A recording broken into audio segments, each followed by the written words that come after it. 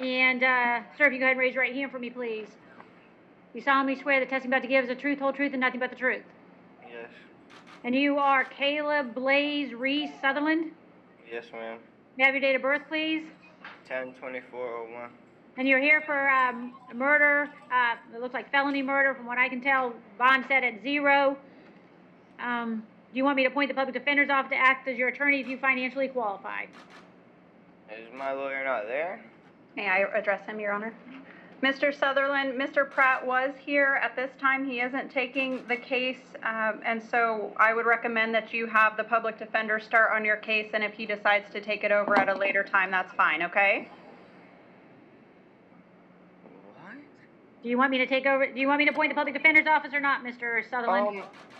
He can still take my case later on? I don't know. I'm not getting involved with that. Now we're going to direct attention to the questions I want to ask. The question I'm asking you is, do you want the public defender appointed to represent you or not?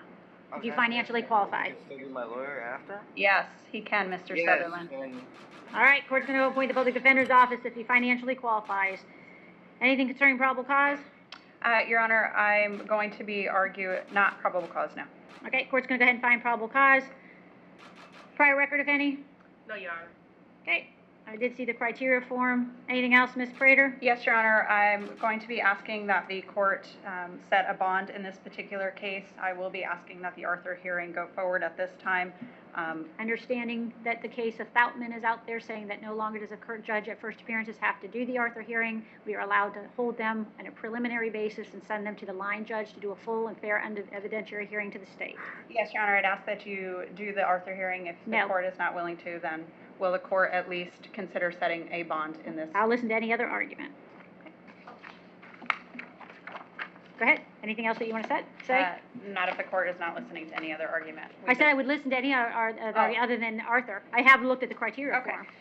What we're asking the court then to do is we're asking you to set a bond in this particular case. He has no prior record. He's 18 years old. He has family here. What I have discovered is that I originally thought he was 29, and so when I read all of this and it said that he wasn't employed or anything like that, the reality is he's only 18 years old. Both his grandmothers are present in the courtroom. They have been taking care of him throughout this time. He only graduated 8th grade. We believe that there is a head injury involved that we will be looking into. He has a father here. His uncles are here. And so we believe that he's not a flight risk. That's what the court needs to look at. And then obviously the court also looks as whether he's a danger to society. According to the probable cause affidavit, my client, Mr. Sutherland, did not have a weapon. The only person with the weapon was Mr. Ebalan. Other than that, they just went in and, according to them, or this documentation, were physically abusing him with their fists.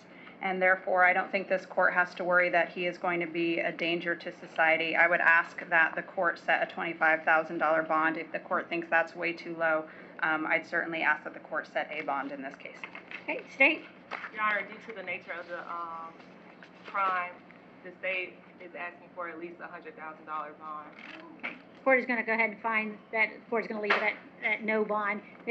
Despite the fact of having all these family in the community, they were in someone else's house by concession of their own, the probable cause. They're beating the person, and someone ends up dying. Seems like those facts appear at the argument I've heard uncontroverted at this time. Certainly have no objections. The line judge wants to do a full Arthur hearing and wants to hear more. But as of right now, I'm going to leave it at no bond. Yes, Your Honor, thank you. No problem.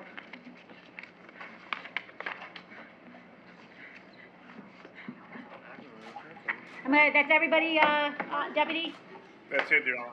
Okay, I'm going to disconnect. Thank you.